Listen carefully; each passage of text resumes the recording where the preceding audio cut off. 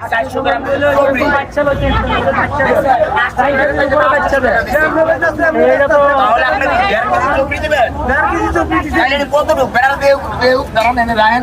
এটা কি? 4 কেজি 400 গ্রাম হাঁটি দিবেন। 3200 টাকা রাখবেন আমার কাছে। 3200 টাকা আমি 10 টাকা কম দিচ্ছি আপনারে। বস্তা করে আধা কেজি থাকতে পারে। না না ঠিক আছে। 450 টাকা করে কেন? 450 টাকা করে আমরা নিজের আনে হুজুর করতে কি? আমাকে টাকাটা কি দিবেন? 50 টাকা লাট করতে দিছি ভাই। টাকাটা কি রিটার্ন দিবেন?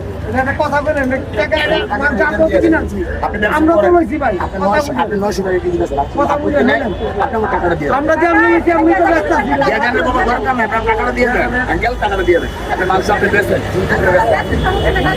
আপনি কি ব্যবসা করতেছেন ভাই? 4 কেজি মাংস লইছি, 1.5 কেজি দিচ্ছেন পুরি।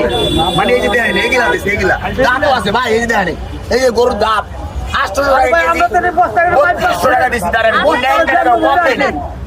সে 1.5 কেজি দিয়েছে এই ভুরি মানে সেই দেয় কি 800 টাকা কেজি। আরে ভাই আমরা তো এমনি দিচ্ছি বড় ভাই আমার বিদায় করেন, আমার যত তাড়াতাড়ি বিদায় করবেন ভালো হইব। আপনি ফাঁসবেন মিডিয়া সাংবাদিকের কথা তাহলে করবেন না। টাকা দেন, টাকা দিবেন কি না এনে অপশন দুইটা।